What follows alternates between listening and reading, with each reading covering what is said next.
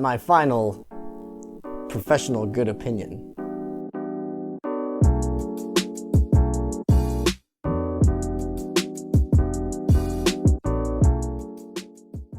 What's up, guys? Welcome back to another video. This time it's something different and exciting because I don't know what I'm doing.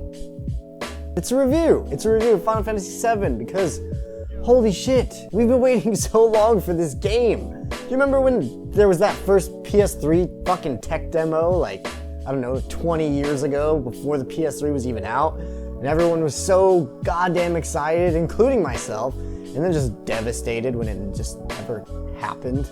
Well, it's here now. It's finished. It's done. One of the greatest Final Fantasy games ever made has been remade, or at least partly. I'll get to that later. But yeah, guys, without further ado, I'll just shut the hell up and let you guys dive into it and watch my review of Final Fantasy VII Remake. Well, upon downloading and firing up this game onto my PS4, I was so excited, and then I had to go to work, and then I had to experience just thinking about all the possibilities of what this game is and how fucking amazing it could or should be. I had to sit at work for 8 hours. I'm gonna need you to go ahead and come in tomorrow. Yeah.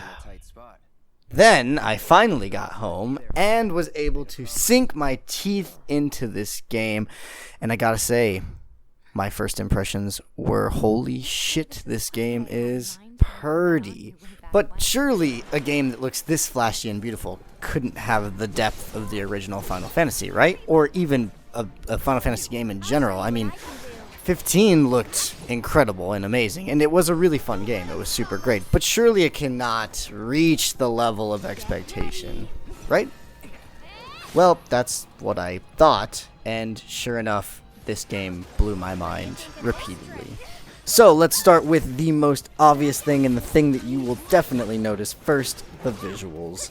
This game is freaking gorgeous, and I'm talking about more than just Tifa, although you'll probably just stare at the screen and drool like I did for most of the game. I think I'm in love with you. You can meet as friends? Not to mention just the serious amount of thirst that's in this game. Mind coming over tomorrow night? My roommates should all be out for a while. But that's a completely different topic. This game is pumped full of just showcasing the PS4's power. It has tons of incredible animations, particle effects, and incredible summons. The visuals alone will just keep you so mesmerized, while simultaneously just pumping you full of nostalgia and just getting you hyped, because that summon that you just watched for the 100th time just looked so sick. Because, you know, nostalgia and amazing visuals, and it's Final Fantasy, duh. Now, I can sit here and praise the game's visuals all day, but there is one small exception. Occasionally, you will see some pretty potato quality textures. And I'm not really sure what happened here. I don't know if they just didn't have time, really, to go back and really polish everything up the way that they wanted to, or what. But these potato walls and potato trains and just so many potatoes will haunt you when you play through this game, just because they pull you out of the immersion a bit when you see them, and it's kind of like getting smacked in the face with a stop sign. You just really can't help but die every time it happens. Both today and yesterday. But I think the thing that I love the most is that I feel like Square Enix just like put it in and they were just like, meh, they won't notice it.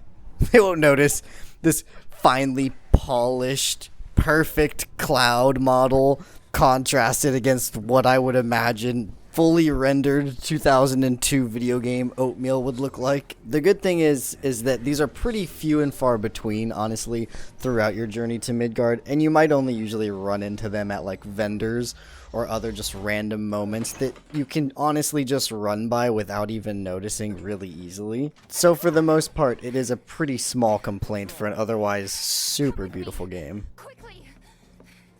Next, I want to talk about the battle system. This is something that I was super nervous about, and I know that pretty much everyone was, because how dare you fucking touch our turn-based combat? That's at least how I felt initially when Final Fantasy XII rolled around, and they completely had pretty much done away with it, except for like a shitty optional version. Regardless of this, I think you will be pleased to know that the combat system is freaking awesome. It's fluid, it flows perfectly, and it keeps you more than busy during a fight. One of the things that I really appreciate about it is that they didn't go in a full hack and slash direction, although you can tell that they wanted to borrow some elements of that. But instead of just smashing square repeatedly, there is also still the strategy aspect that you kind of get from a turn-based system. They introduce and use a time delay system, so when you open up your menu like a traditional Final Fantasy turn-based menu with like attack and items and spells and summons, it temporarily pauses the battle so that you have time to think and assess the situation. You can also jump to different characters, control them for a bit, or even just order them to use certain abilities or commands in the middle of battle, which adds for an incredibly satisfying battle system that is also challenging and forces you to think a bit. Despite my initial worries, I definitely think that this is the best combat system that they have introduced to a Final Fantasy game since they did away with turn-based. And that's not an easy thing to say. I mean, I know a lot of people loved 12, and 15 also did a really good job, but 15 left me begging for more, and Final Fantasy VII nailed it perfectly. They gave me exactly what I wanted, and it is extremely fun. They also introduced a new weapons upgrade system that I really have enjoyed thoroughly. It's really simple to use and a little bit reminiscent of Final Fantasy X's leveling system with AP, which allows you to kind of level up your weapons and take different approaches. In addition to that, each weapon allows you to get a new ability that you can learn. Once you've used the ability a certain number of times, you permanently know that ability. It leaves you free to navigate and use different weapons that maybe you liked in the past, or weapons that maybe just fit the playstyle that you're aiming for with that character more. This allows for a lot of versatility. The only problem that I ever had with the combat system is that occasionally you might encounter some awkward camera angles. Because there is a lock-on system, and that lock-on system is changed and navigated from enemy to enemy with the right analog stick, I found myself battling between wanting to control the camera and wanting to control my lock-on cursors. This led to some confusing moments and also some pretty awkward camera angles that I just really desperately wanted to get out of, or I just couldn't target the enemy part or the certain enemy that I needed to. With that being said though, once again, those moments are very few and far between, and I rarely found myself getting upset with it. And most of the combat system more than makes up for a small camera issue. And now on to one of the most important parts, of course, the story. Maybe you're not okay. I know everybody also was very scared about this because you don't want them to cut out things, you don't want them to change things, you want the story that you remember, and you want all that juicy nostalgia with it. I completely understand, and it would seem that the developers did as well. In fact, they seem to understand it very good. While I know a lot of people are upset, and I was initially very upset, that this is an episodic remake, meaning that the full game won't be remade into just one game, but chapters instead, several games. Upon hearing the developers' explanations more and learning that the reason why they are doing episodic is not only because the game is so massive and doing a remake of this caliber requires tons and tons of time and resources, but also, most importantly, they didn't want to cut anything out. I think fans will be pleasantly surprised to know that they cut out virtually nothing in the Midgard section, which the game takes place. And in fact, they only added stuff like the side quests and like some other small things that I think fans really will enjoy, and I know that I did as well. Even though the original segment of Midgard in the original game was only about 5 hours long, give or take, they've managed to make this into a full-blown Final Fantasy game, and that is not an understatement.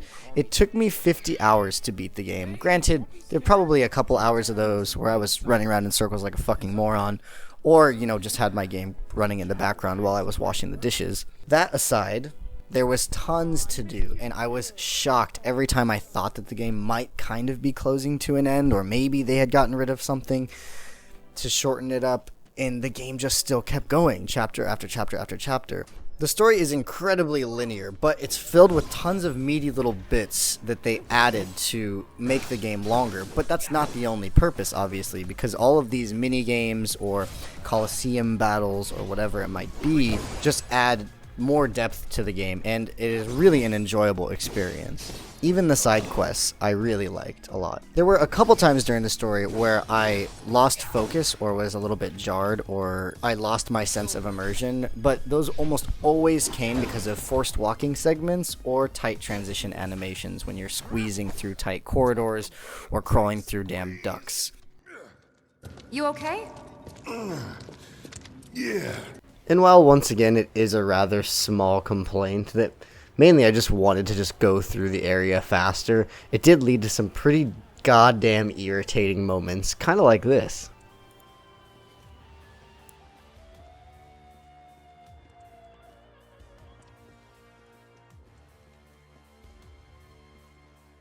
That was even on my second playthrough. Ultimately, they did a fantastic job, and were able to tell an old story in a fresh new way, and get you attached to characters that you didn't even know that you liked back when the original was out. It's a story that I'm very excited to continue again. It's all good, bro. It's kind of weird when you call me that. Hey, don't be...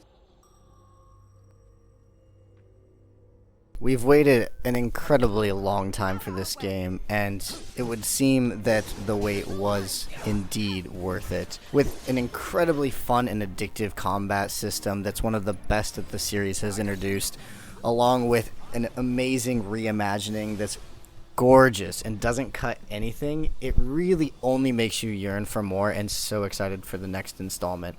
Every time I was playing, every time I picked up the controller, I just wanted more and more and more. It really did give me everything that I want, and I can definitely say that it met my expectation, which I really didn't think was going to be possible. Which is why this damn near perfect remake earns a 9 out of 10.